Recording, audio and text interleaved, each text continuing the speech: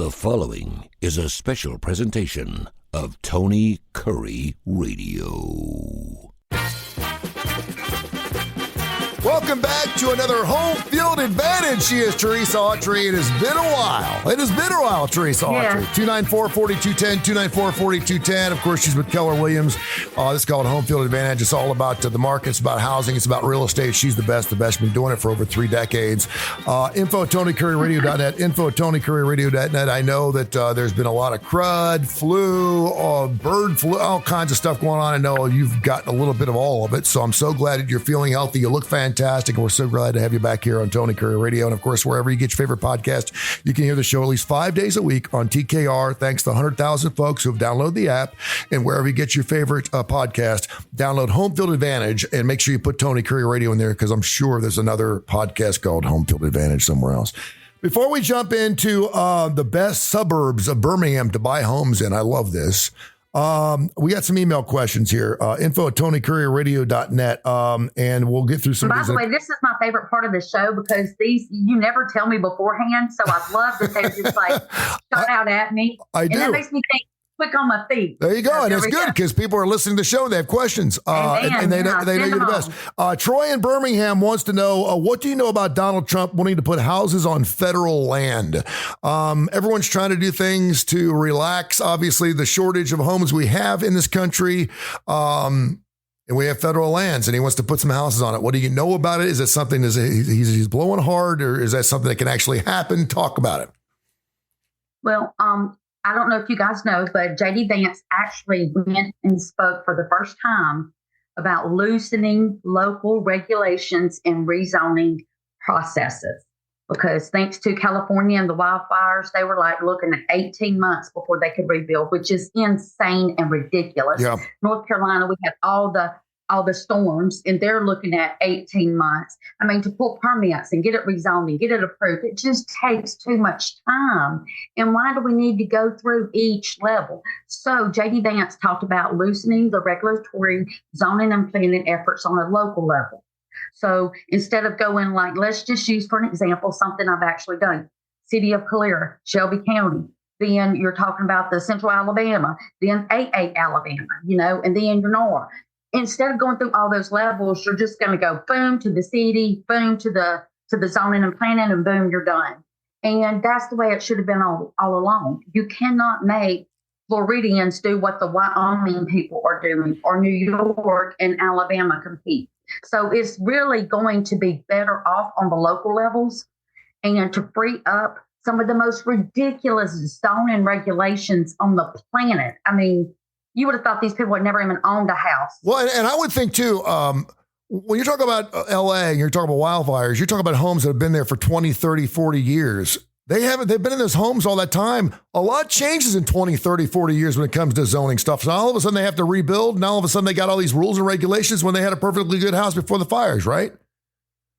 Well, and it wasn't just that. Out there, they do a lot of remodeling. Elizabeth Taylor and Richard Burton's house was on the market for years. Mm-hmm. Finally, someone buys it, but it's basically a tear down. And so what they went in and did is they had to stick to the historical books and everything, and they had to make it up to code, but then they had to, and that took 4 years, which almost bankrupts somebody. Some people crazy. Sometimes. Yeah. I mean, I literally see builders, developers pay more in interest than they actually make because of zoning, because their interest starts from day one. Yeah. It don't start from when the person moves in the house. Theirs starts from the day we can move dirt to the day we get a loan to the day we get a house plan approved. And that's why it's so important you've been watching me go through this on this big development I'm doing, and it's been almost 2 years, and we're just now to moving dirt stage. Yeah.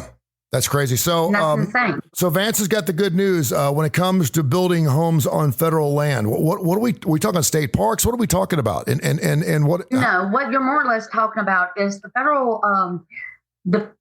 A lot of times, property will go into the state and into the federal regulations. And we're not talking about getting like an Indian reservation and building on that, or wetlands and building on that. Those are protected. Those are protected classes. But if you've got, say, in the state of Alabama, 20,000 forest acres of land, and it's not a forest, nobody uses it, and maybe the people have generations on the land. I'm dealing with something like this right now.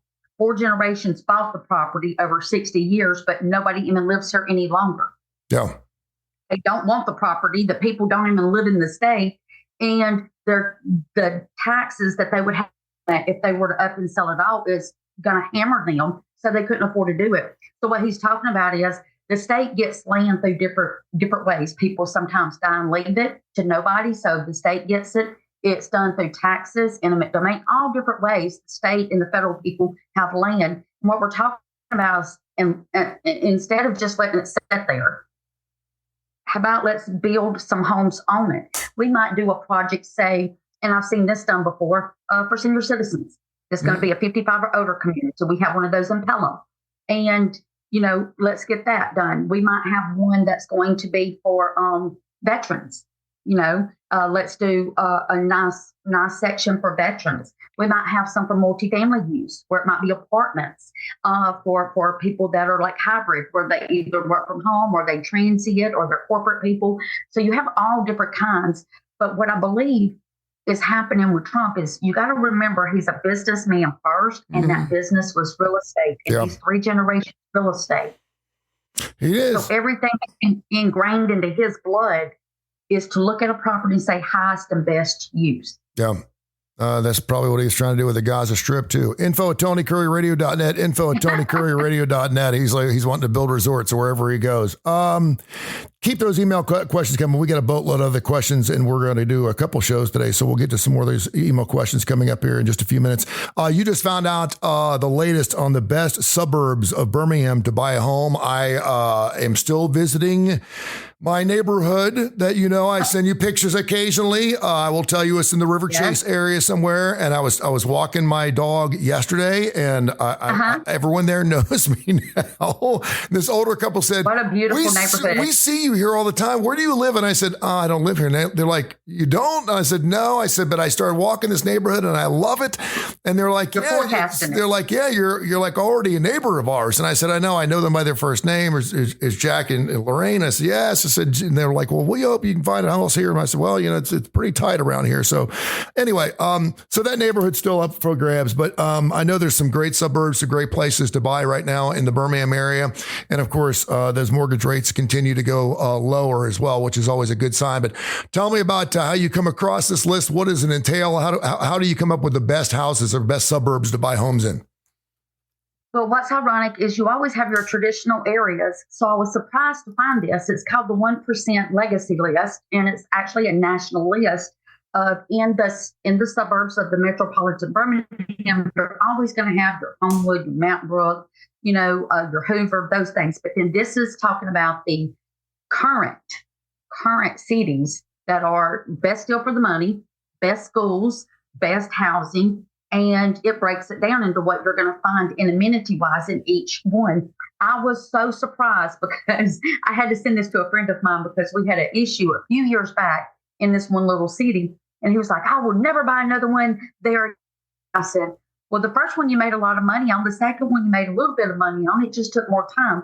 But come to find out, today the list, that city is number 1. Oh, really? And that's so out of all of the metropolitan. I'll just give you guys the quick list, and then I will go start high. Start number 10 first. Give us number 1 last.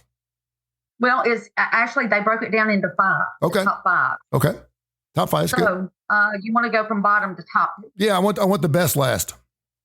Okay, hold on. Let's see. So that way you can hold people in suspense. Okay, so Pelham was number 10. Okay. And Pelham, it was basically because Pelham is a prime location. It offers the blend of suburban and the rural atmosphere. You've got a mountain over there. You've got strong residents ability. It's growing, and you've got a lot of ability in some of the bigger lots. Okay. Mountain Brook. That's where you get the tranquility, harmonizes with the wealth of amenities. Every house is going to have something spectacular. It is upper entity. It is it's always number 1 or number 2 in the state, depending on if Gulf Shores is beating it out here or for most expensive, beautiful, natural places to live at. And one of the best places to get profiled too. I'm just talking. Don't drive. Okay. Don't drive a beat up. Don't drive a beat up pickup truck at 2:00 in the morning through Mountain Brook. Just don't do it. All right. What else you got? Well, Homewood. Now, Homewood is where it thrives as a haven for families, but you also have like the Soho area where you have either the retired people and you have all the cute little restaurants, the little coffee shops, and you can walk everywhere in that little area. How is when I moved here in 1988, everyone talked about how great Homewood was, and I remember driving down West Valley Avenue near all the TV stations where I still now go with Fox 6 and everything, and of course there was a big apartment complex on the right that they tore down. They put Homewood High School or Homewood School, some school up there, but I mean it was always really high priced. Everyone talked about you're buying it for the neighborhood. The smallest homes were really expensive. How has Homewood changed, say, over the last 20 years? Is it about where it's been? Has it grown up? Because back then we didn't have Soho and all those things down in the downtown area of Homewood.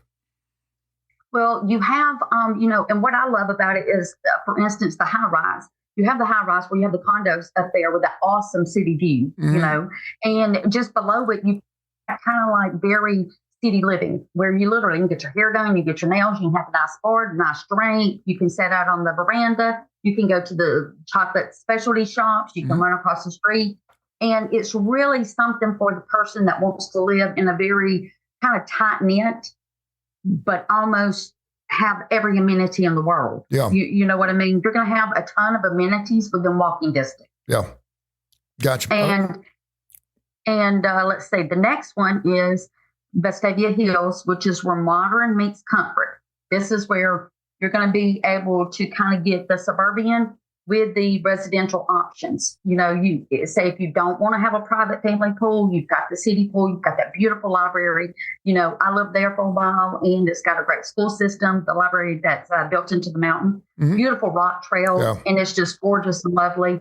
And it fosters a very supportive atmosphere. Some of the schools there have been, I want to say, recently kind of hammered in about the bullying. However, they do still rank up there. About the bullying? Is that what you said? Yeah, there was some issues going on there. I'm sure that they've worked it out by now, but you weren't able to park very well there. And, it gets into the haves and the have-nots. And, it was just, it became such a rigid situation that they had to kind of address some of it. But, it's always got a ton of restaurants and churches, family activities, and things of that nature. So you're always going to have blossoming neighborhoods, but you'll always have conflict anywhere. You know what I mean? It's the point of when you find out, just address it and be done. So far, Pelham, Mountain Brook, Homewood, and you just mentioned Vestavia Hills. Go on. Alabaster. That is where... Now, I will tell you, they have a solid football team right there. This is where the That's important, by the way. It's important.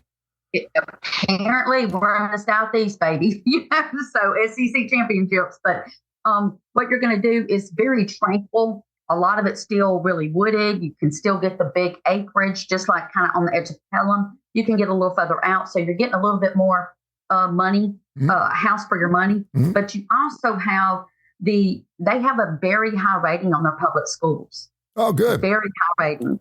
And they are committed to education. Alabaster was top 100 places to live in the nation for the last couple of years. And so just keep that in mind.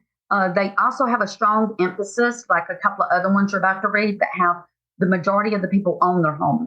It's not renters. It's not pass-throughs. It's really home ownership. And that's and now Alabaster is right off 65, just like Pelham, Hoover, Vestavia.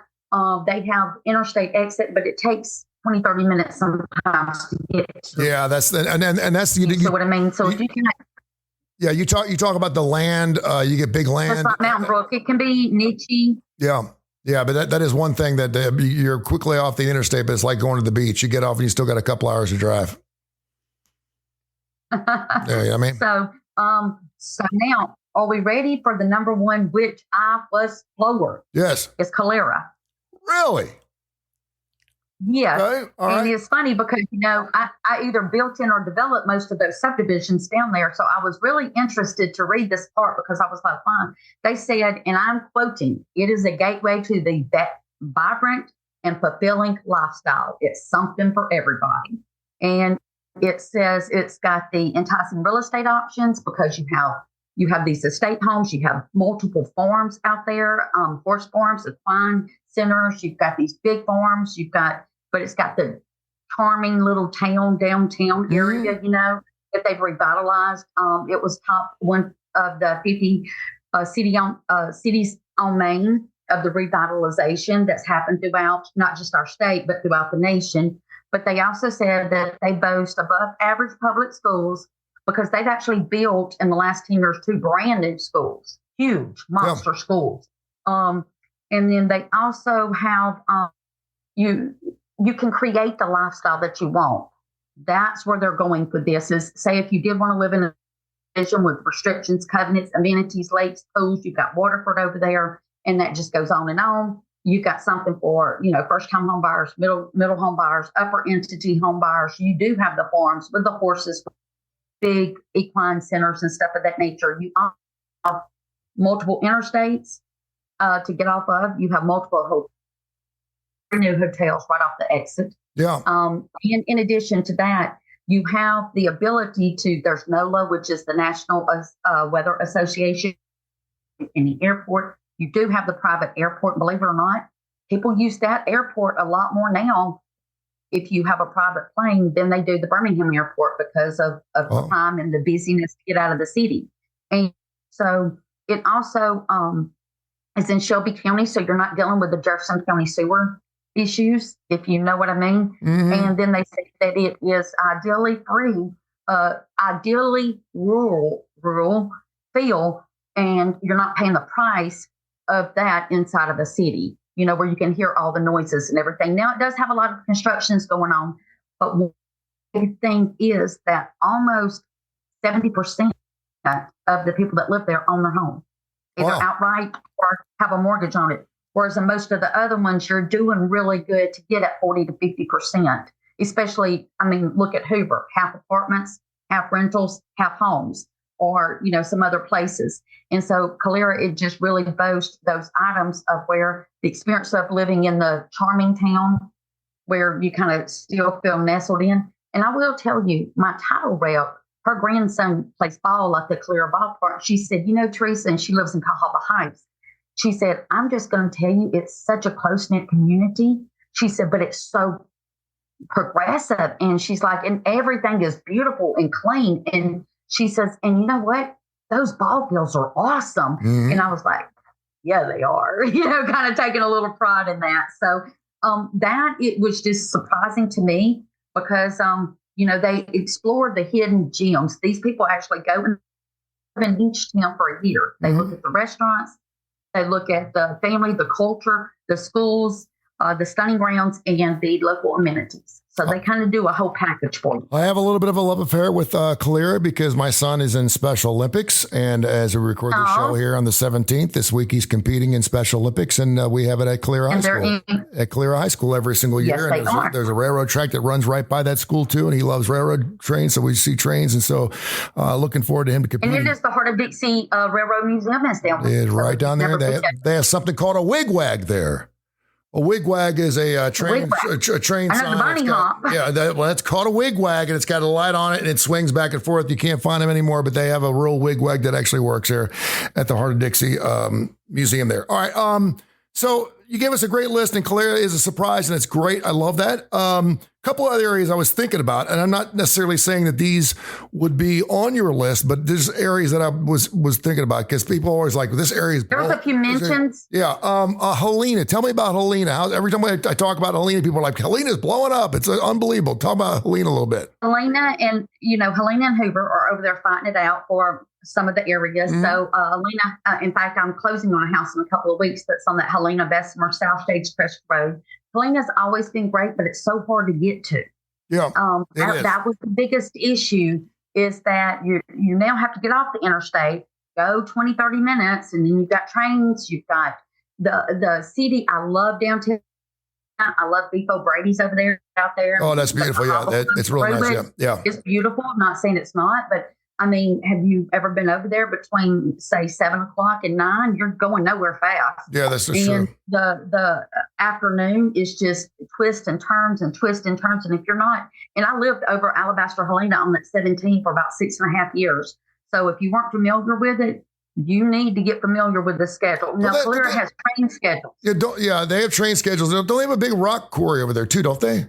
They do. Yeah. And the other thing was like I said, you have to get off and go to it. So you're driving from wherever you're working. Yeah. If you work from home or if you're not too problematic about that, it is great. It's still a great bedroom neighborhood. Yeah. Final one is 280. And I'm just going to take the entire stretch. You can start in the Inverness area and take me all the way to Auburn if you want to. But 280 obviously has been blowing up forever and ever and ever. I remember when Lloyd's used to be the last building on 280. That place is closed now. And of course, it has just exploded over the last 20 years all the way out down towards Auburn. But I forget what the subdivision is. It's got the big tower clock on the right-hand side towards Childersburg. But talk about, I know a lot of businesses are opening out there. A friend of mine has a car business out there. Talk about what's going on 280. Are people still building out that way? Is it still expanding? Any good parts out there? Well, yes. And you know what I was surprised is that Chelsea didn't make the list. Yeah. I was surprised he didn't make it, but I realized why they didn't make it. Chelsea doesn't have a whole lot of friendly family amenities. They've got the farms, they've got the land, they've got developments. And you're talking about Chelsea Park. Yeah. That's over there. Chelsea with Park, the clock tower. My friend Don Acton, huge shout out to Danny and Donnie Acton. They did most of Greystone and Chelsea and anything over there. And you see the Acton name on it, you're going to know that they did it kind of like Autrey and South Shades Crest. There you go. They did most of that. You've got some beautiful areas down in there, Terra, the subdivision, and you've got the beautiful and stuff like that. But you're dealing with that 280 traffic. People love Meadowbrook. They love Burke Highland. They love Inverness over there. And if you can get into one of those neighborhoods, that's great. But getting your kids to school, especially if they're going to Briarwood Private School or if they're in public school, good luck. Yeah. Like in Vestavia Hills, they have no school buses. Yeah. My deal was in Vestavia. I didn't realize when I moved there, you got to drive your kids, wait in carpool line for 2 hours, get out and drop them off. Or, I mean, it was insane. But it's so saturated that it's really hard to get in and out. However, you have to have a car because they have no public transportation system as far as to get you around places. But they're building immensely all the way down from, say, Inverness. Then you pass Meadowbrook, Burke Highland, and you're going on down. You get the Greystone area. You pass that, and you get Highland Lakes, and then you're into Chelsea. And then, Chelsea's building up really, really big down through there. And then you're kind of in the, this is going to tell you how much I drive all over so I can know every little nick, corner, and cranny. But you get down there to, you're at Sterrett, and then you're at, you pass Shoal Creek, then you're at Chelsea, Sterrett, and then you're passing that to Westover. And then you're in Wilsonville, Vincent, Harpersville. Then you're going to go past that because they're starting to now. They don't have another option. They're having to develop down in South Shelby County. Yeah, I don't go past Old Baker Farm. Once I get to Old Baker Farm, I stop. And a little fun note that if you ever, I've never been.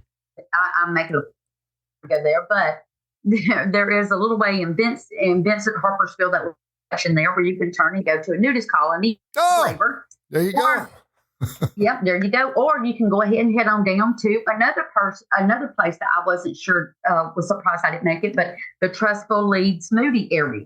Okay. Over in that area, I thought it would have made it, but Trussville's up and going, Irondale's going, Leeds and Moody. But if you keep going down 280, you're going to then run into Childersburg, which is beautiful old history.